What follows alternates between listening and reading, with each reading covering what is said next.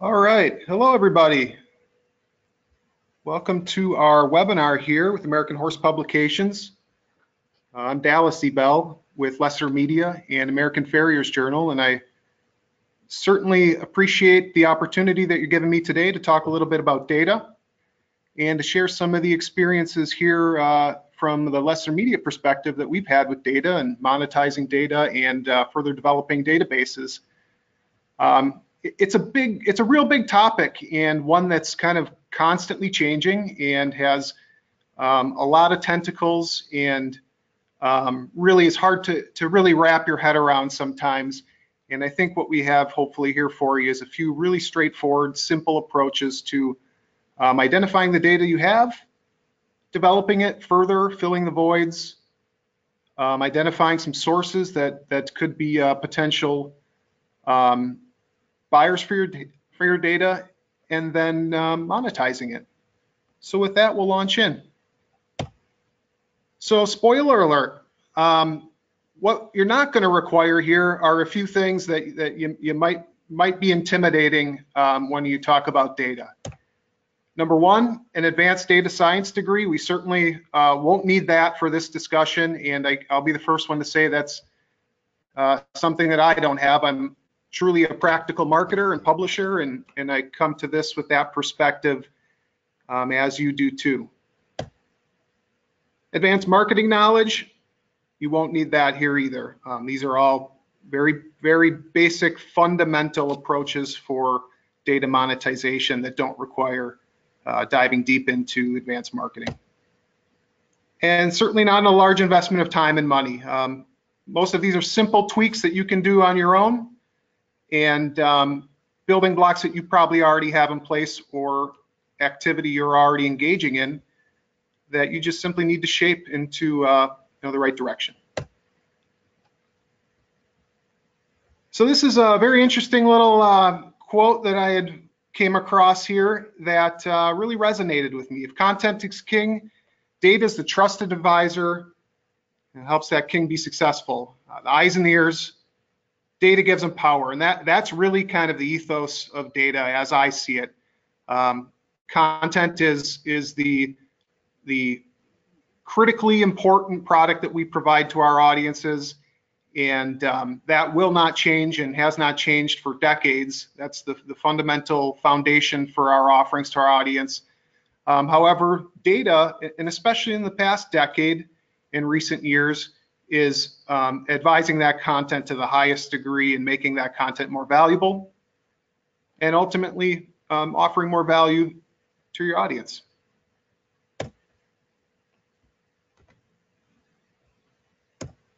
So the need for data. Now, data is really resonates with any company, any industry will agree that it's a hugely important part of the future success of their business. And most companies have said it's a top 5 most important issue for 38% of those companies. And with that, 21% say it's the best way to get an advantage. So think about that. What else can you do in your business to get an immediate advantage, certainly, and a strategy you can build in with some of the things you're already doing, some of the data points you're already collecting to get an advantage over your competition. So 21% would say that that's the best way to get an advantage.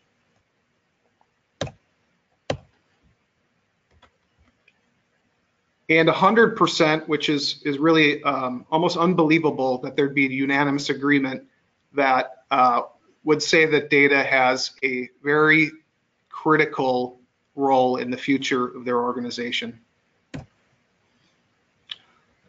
So data is accumulating exponentially. The world produces an estimated 2.5 exabytes of data every day. Now, and we really think about what that means for the world, for the potential of your business. To put it in perspective, that's half of all the words ever spoken.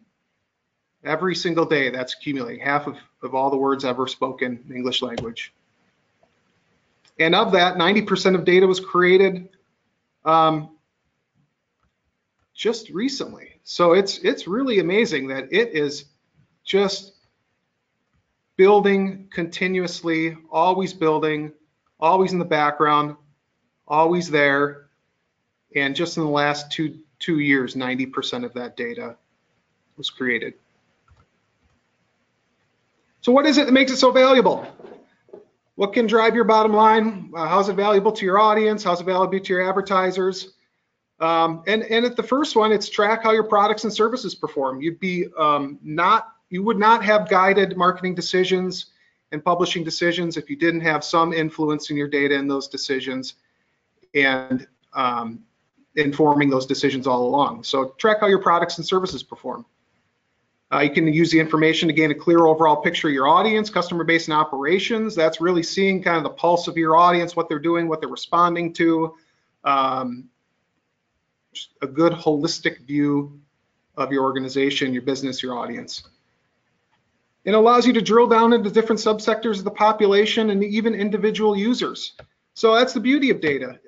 You can manipulate it however you please, as long as you respect its validity. And you can gain different insights by combining it, by looking at it, by cutting it up, by dissecting it and looking at the different subsectors. And then it allows you to provide customized messaging to enhance your customer's experience. So that's really what it's all about. Your responses will increase if you will take the time to tailor those messages through the data that you have from your audience to give them a more resonant message that appeals to them and has value to them. And going back to the first one, again, it informs your marketing strategy and spend. Dollars need to be accounted for, marketing promotions need to be tracked, and your data is your key to ensuring that that can be done, both on the onset and as you analyze campaigns that have already passed. And what we'll get into here for this presentation specifically, and what excites me and I hope excites you, is it's a very good potential revenue channel for your organization that may be easier to achieve than what you might think. So is your data ready for monetization? That's the big question. You got to ask yourself that first. You need to assess what you have. Take a look at your data and ask yourself, is your data dependable? Is it relevant? Is it segmented? And is it secure? So is it dependable? Well, you got to look at your data source. So you got to make sure you take it from a good, reliable source. Now, if you're anything like me, you probably get some cold calls and cold emails throughout your day from list brokers and organizations who are looking to provide data to you for an exchange of income, or of revenue rather. Now, it's happened with me plenty of times where I get back to those people with some more questions, and the first question is always, what's the source of the data? And I can't tell you how many times that conversation almost immediately goes dark. So what's that tell you? That probably wasn't a valuable, reliable, trusted source in the beginning, and you're better off having not worked with that person or pursuing that any further. And that's why you have to ask those big questions so you can see if your data source is dependable. Also, accuracy. For it to be monetizable, it has to be accurate, right? It has to be collected in a way that is makes it valid, in a way that makes it representative, in a way that allows you to have the confidence that it's accurate and that it's going to provide the return on investment that the purchasers of your data need. And it also has to be representative of reality. So it can't be a small subset of your audience, so small that it doesn't represent the audience at large. And it can't be so broad that it doesn't represent individuals to the finite detail that it could through segmentation and others other strategies, which we'll get into in just a second here. Is your data relevant? So for it to be worth anything to an organization, it's got to be relevant. And this is where you have a conversation with the organizations that you're working with on monetizing your data through. You have to have a direct conversation, a consultation. What are they looking for? Is it worth it to them? Is it providing what they need? And that's going to change from company to company, and certainly is going to change from industry to industry.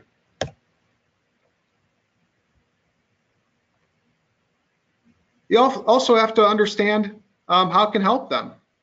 So not everybody is going to be the same. Two different people within an organization that you're speaking with might have different goals with that data, and that might completely conflict with one another. So again, it's having the buy-in from the buyer and understanding those goals and all those stakeholders on that team. So is your data segmented? That's a big question you need to ask yourself. A lot of organizations now, including Lessiter Media, not all that long ago, had data floating around all over the place. We had different email service providers that we used for different needs. We had different audiences that crossed different markets, and we had live event attendees, subscribers to our magazines. We had all of our digital activity, and it was somewhat fragmented.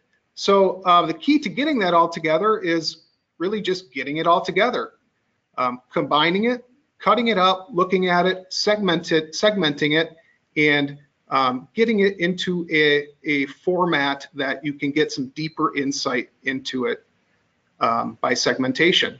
So that organizes your data into relevant categories, makes it more marketable.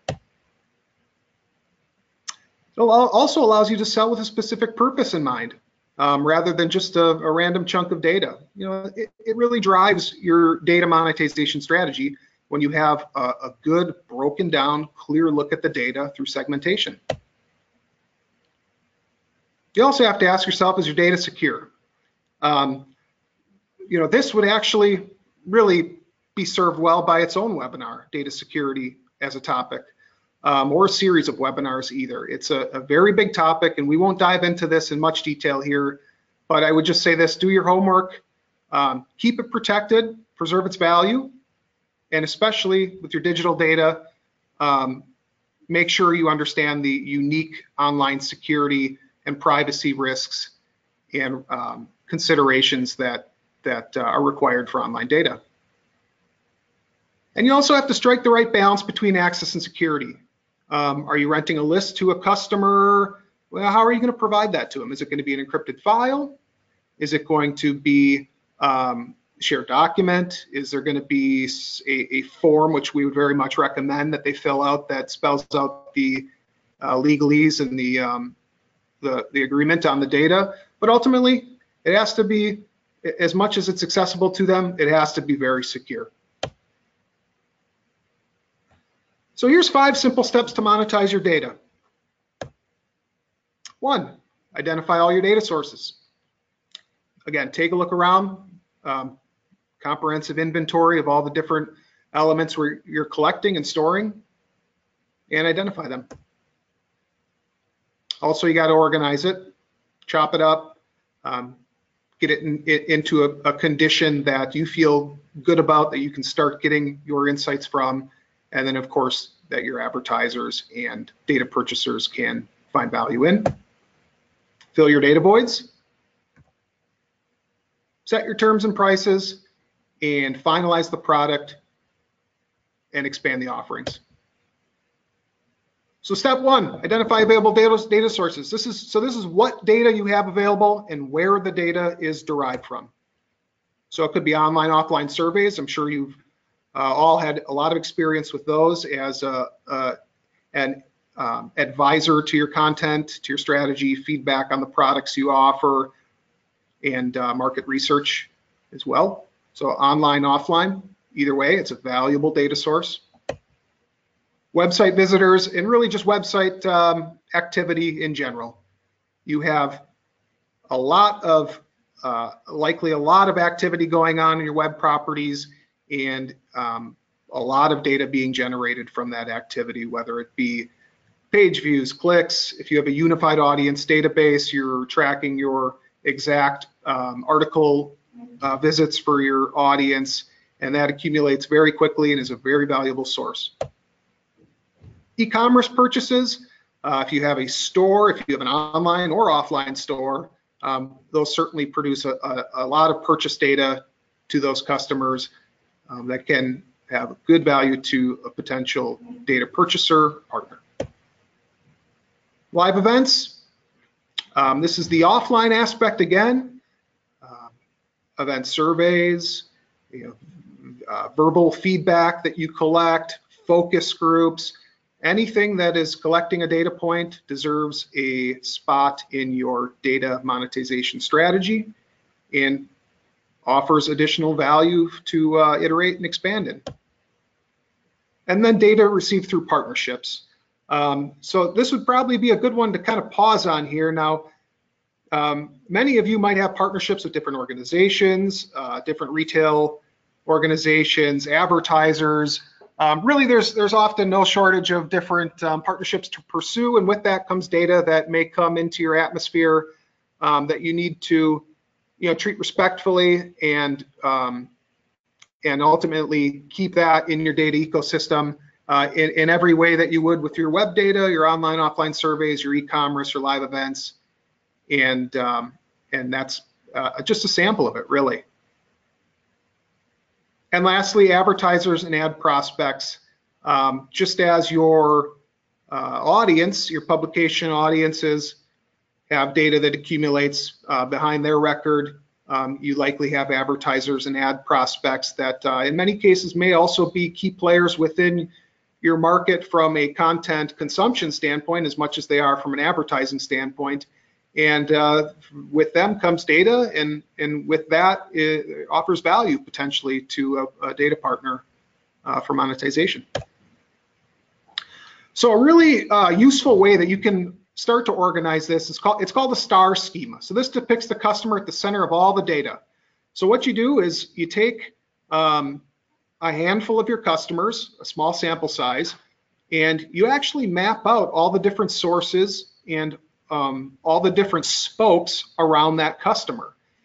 And then you compare and contrast those different customers, and you can actually see the correlations, the areas where there lack correlation, and there's opportunity to get that aligned. And it provides, again, a holistic look at that customer's record and all the different data sources from them.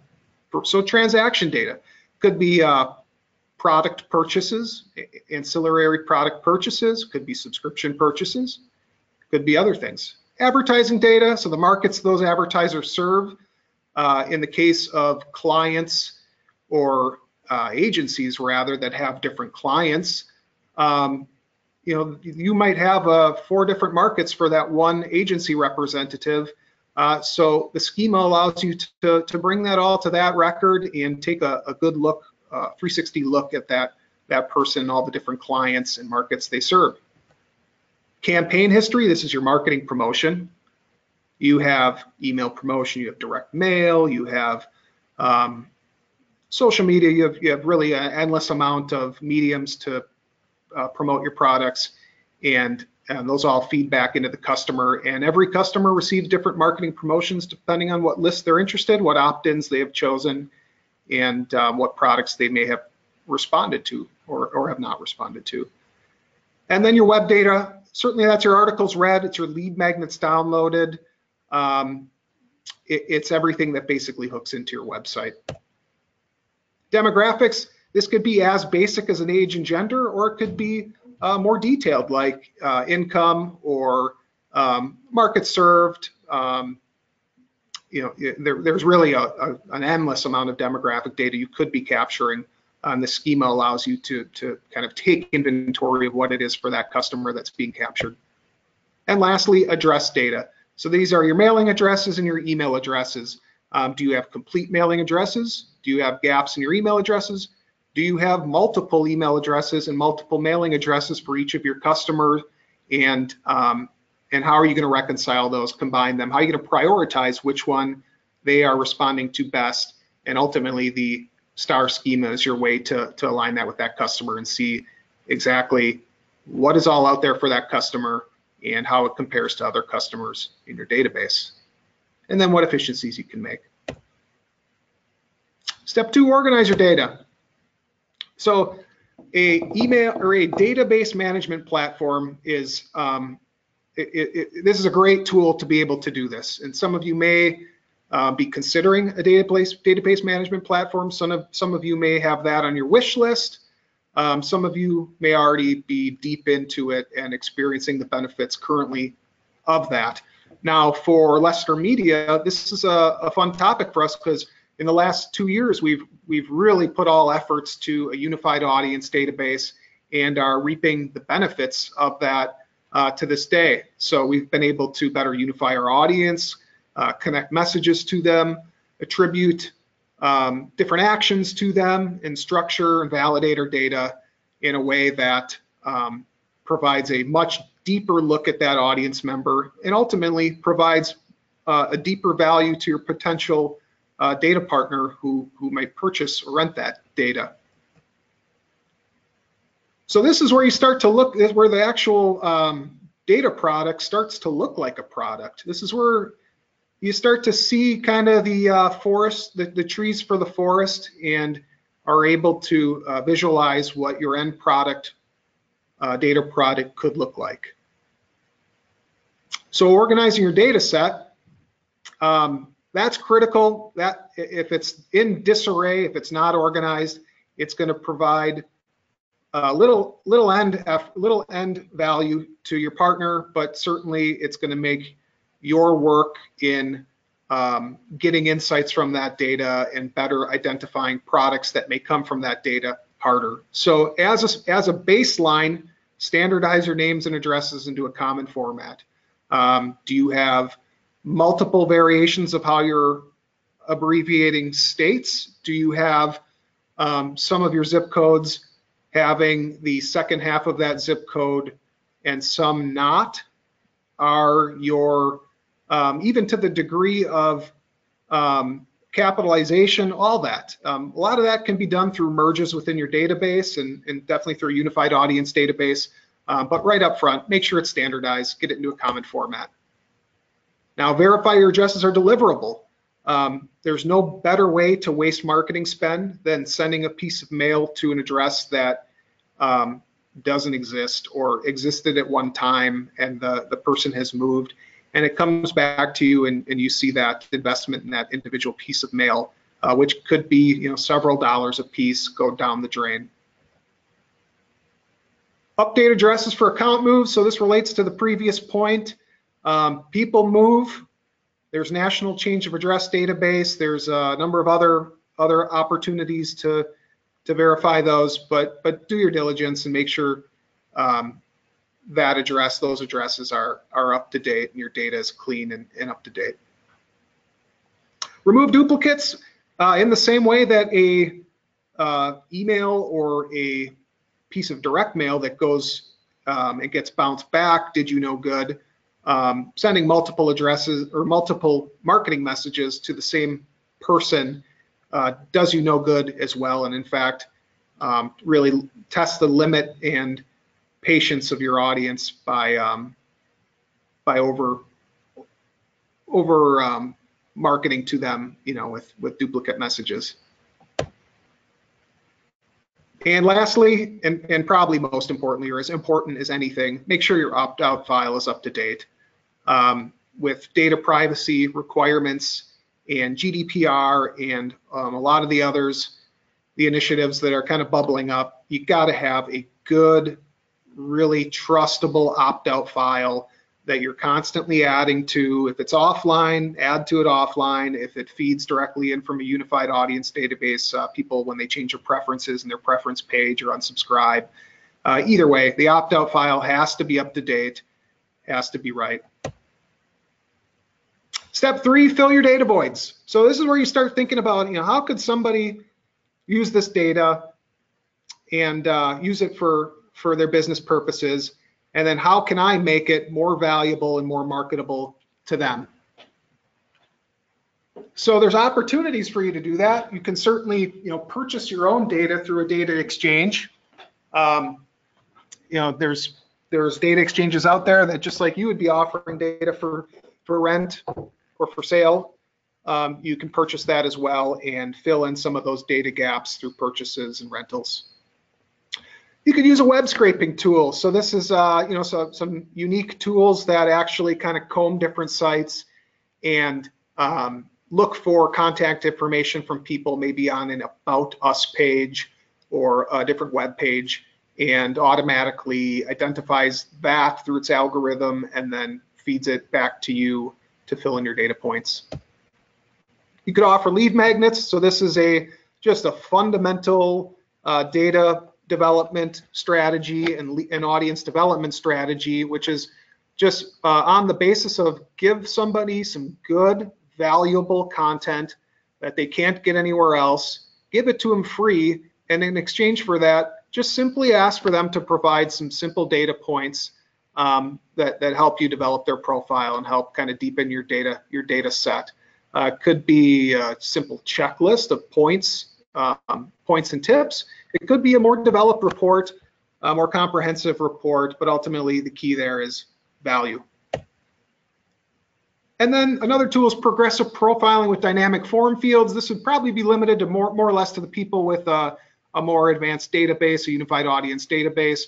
And there's some other tools that you could use kind of off on the side if you don't have a unified audience database. But this is just the theory here is if you already have an email address for somebody, well, the next time you put an online form in front of them, email address is not included in those options. Maybe it's age, or maybe it is income. It's continuously, progressively profiling and expanding your data through dynamic form fields. And surveying, this is again another one that's very critical in understanding what we're doing on the content side, and has the equal benefit of accumulating data quickly. Step 4, set your terms and prices. So how are your buyers going to access the data? Are they going to, as we talked before, have a CSV file? Are they going to have one-time use? Are they going to have multiple uses? Are you going to rent out a contact and allow them to use it for an email promotion as well as a direct mail promotion all in one rental? So that's ultimately where you have to make the decision on what your terms are, what your prices are, what the different products look like, and then make sure that's clear and actually aligns with what your market needs. And then you also have to choose your pricing model. So is it going to be cost-based, or is it going to be value-based? And those are the two primary cost models, which we'll get to here in just a moment. So cost-based pricing. So this is basically just the cost that you incurred plus a markup. So it's subjective, I guess you could say. It's what you have paid, and then what the investment was. Maybe it's your audience platform, the investment in that. Maybe it is list rental costs that drove the promotion that generated the data that you need to factor in this, and then plus whatever markup that is appropriate for your market and offers a good return on your investment of your data to you, good monetization return. And then there's value-based pricing. So this is what the market will determine. So what they're willing to pay for it. So at the onset, there really might not be a clear recommendation here, or one of these that will stand out above the other. This may just be where you need to test your offerings, kind of sketch it out, put it in front of some people, and ultimately see what they're responding to and what the market will respond to as well. Step 5, and the final step, is to finalize the product and expand your offerings. So now you have an understanding. You know what you have. You know what data you have. You've filled some of your data points, and Now you got to package it, package it into a sellable data product, and hopefully come up with some other additional products that you can offer as well. Some of those could be real-time updates fed directly into your client's database. So that's not an uncommon monetization strategy where you actually feed your data directly into your client's records as that data comes in, continuously purifying and updating it for them and for you, of course. Pending services, this is more the manual data services type of product, and that's adding data to your clients' databases, filling in their gaps. List cleansing, cleaning up the lists, taking a list from one of your advertisers or one of your potential clients and getting it into a shape that is more valuable for them, based on bumping it up against your own data. And analytics services. So this is where you provide that deep insight through the data. This is certainly requires some staff that are skilled in it and a dedication of time and effort, but is definitely a potential valuable product to complement your data monetization strategy.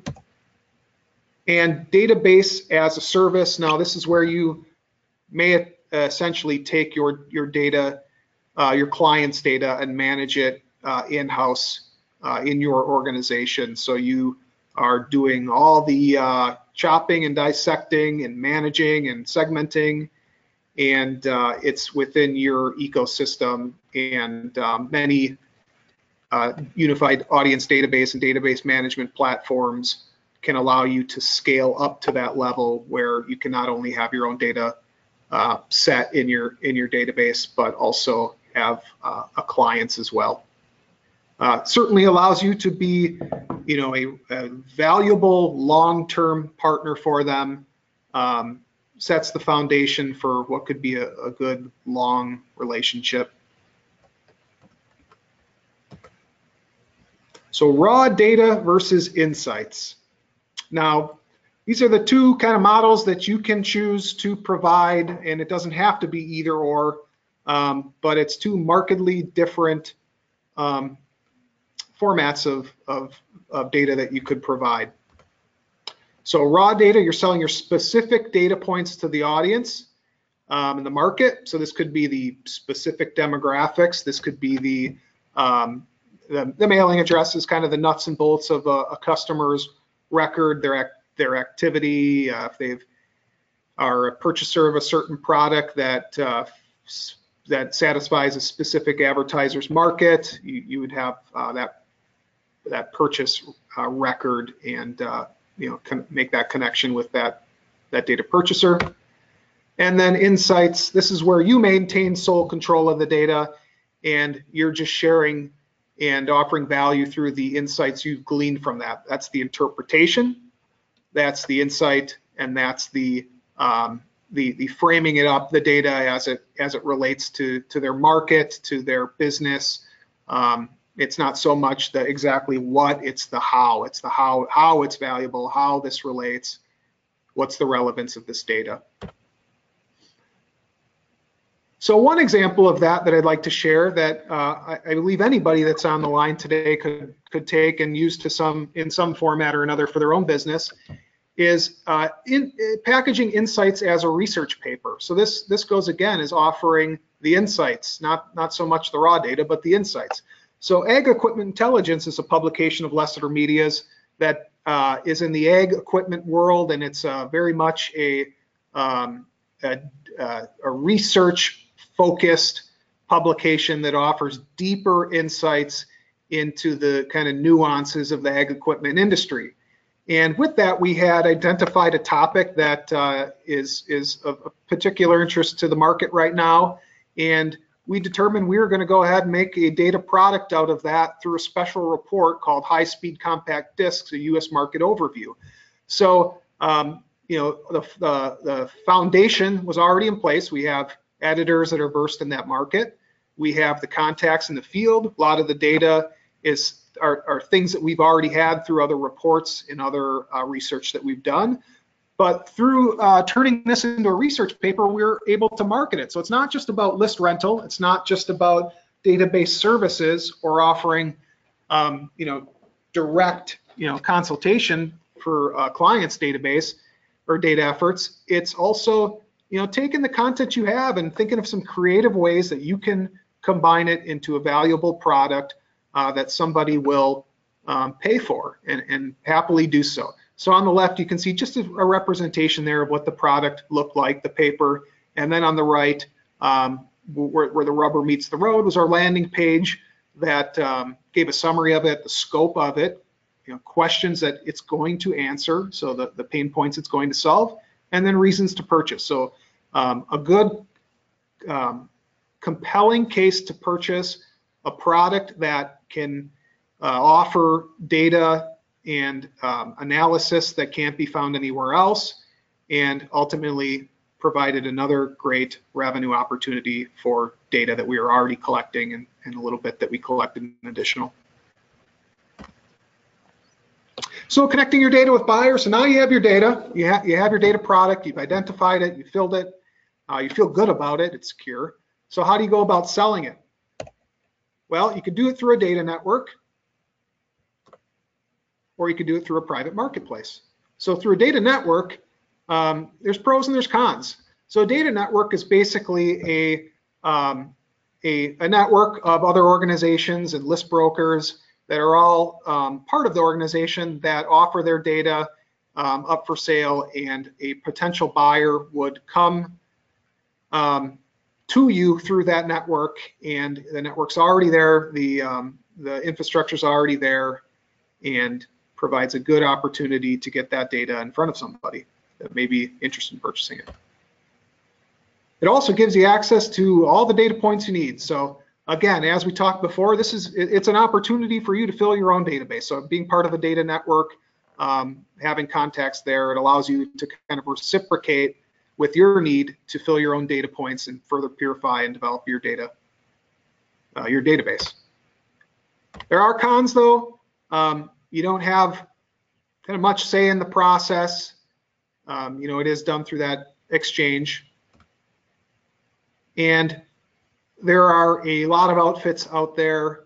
Some are better than others. Some are not good at all, and some are great. So you have to do your due diligence, make sure it's reputable, make sure it's secure, and make sure it's a data exchange or data network that you want to be involved in. Alternatively, you could sell it through a private marketplace. So a private marketplace is your own private marketplace. This is your own clients that you've identified. So you have more control over the transaction. You don't have to go through a third party. You can go directly to the clients you've identified. However, the con is you don't have access to nearly the extensive network than you would through a data network. So you have a smaller universe. It could be a universe that you have more direct connection with and conversation with, and are more involved in the process, but ultimately it's smaller, so it's a bit limiting in that aspect. So as we wrap up here, let's review. So you've inventory and organized your data, right? You've got it segmented, you've taken a look at it, you've done your star schema, you know what you have and you know what you could have. You've done the work to fill the voids, rather through a data exchange, rather through whether it's through a partnership of lists and customers audiences that have came to you through that partnership. You've filled in the gaps, you've identified what you need to fill in order to serve your market and make your data product appealing. You made sure it's secure. You've done your work. You're versed on GDPR. You have made sure, structurally wise, your database is secure. People are not allowed access that they shouldn't be. Your files that you're passing outside of the database are secured or encrypted or protected with a good solid data exchange agreement. and you've determined your pricing model. You know if you want to go with a insights-based, an analysis-based, or raw data-based. You've determined what that pricing model will be. And you've identified a marketplace to sell. So is it going to be a private network? Is it going to be a public exchange? And that's ultimately just a kind of a journey that you got to take and see what works best for you and which of those offer the most value to you. And it may be sometimes it's one and sometimes it's the other. And most importantly, as we conclude here, you need to continuously evaluate and iterate your data monetization strategy. The work is never done with data. As we talked about earlier, the data is always accumulating, and in some ways it accumulates faster than you can really get a handle on with large audiences. So that's where it's critical to take a step back, look at your data strategy, see if it still meets the market needs, see if it still meets your own needs, and take just a regular look at that and make sure that all of your efforts are swimming in the same direction, and your data monetization strategy and your own database efforts are moving in the right direction. So with that, I wanted to open this up for some questions and comments. If anybody had them, I'd be happy to take any of those now. All right, thank you, Dallas. That was a lot of information there, but some really good information. We do have some questions that are coming in here. All right, so Debbie asks, looking for recommendations for a simple CRM to run a database with a few hundred students. I want them to take more courses, and I like to run offers through it as well as share tips and training content. Do you have any suggestions for a tool for that, for a CRM tool or even an email provider tool? Sure, yeah, sure, absolutely, and that's a great question. I can share with you here's a little bit of our journey. So we at Lessiter Media, we initially had, for an email service provider, we used MailChimp, we have used ActiveCampaign, we've used all of them, I guess I'd say, a lot of them. And each of them has different value. Each of them has different capabilities. Each of them can hook into a separate database with different APIs and different capabilities there. So it's tough to paint a broad brush stroke, but ultimately, from an email service provider standpoint, MailChimp for us was one that we thought served us from a publishing perspective well. And there's, as big as your imagination is, there's opportunities with the features that they have there. Now, from a database standpoint, a CRM standpoint, we use Omeda, and we measure that against some other opportunities like knowledge marketing and some others that you may be familiar with that serve the publishing world rather. But Omeda has proven to be a good tool for us. It gives us a complete 360-degree connection between all of our web properties through multiple publications. It allows us to drill down to the audience, create audience subsectors. There's some really great tools for it that are included with it, like personalization, that you can actually serve personalized messages within the body of your content online that only speak to those individual people who are reading at that time.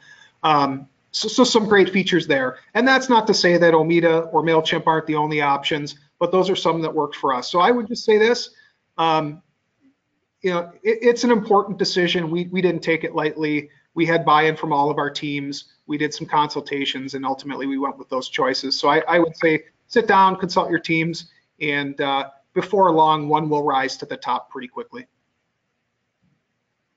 Sure.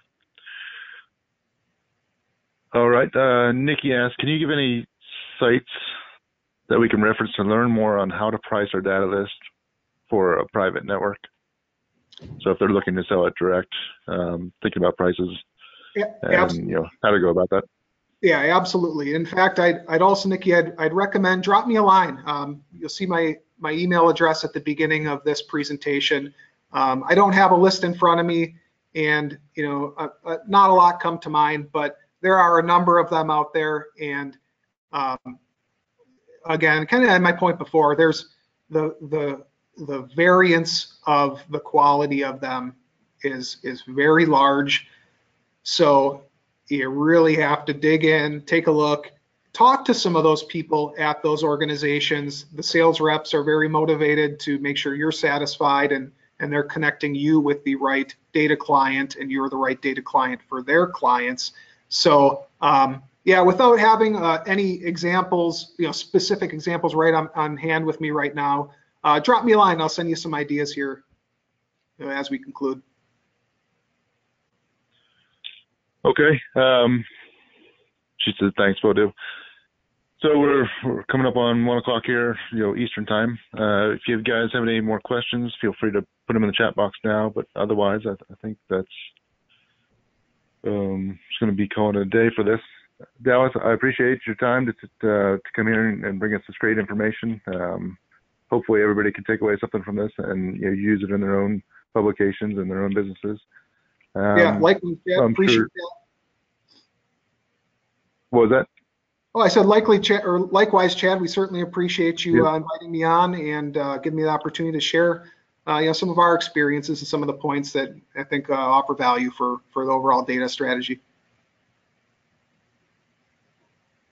Yeah, absolutely. And hopefully we'll be able to do more of these webinars in the future. Obviously, Jeremy and Chris Brune are all looking at these type of webinars and topics to look at too. So if you have suggestions, make sure you send those into there. There should be a survey that goes out after this particular one where you can give suggestions on that for future topics and things like that as well too. So hopefully fill that out and give us some ideas on what you're looking for in the future too. But again, Dallas, thank you. I know you're busy, and I'll let you get back to doing your deal.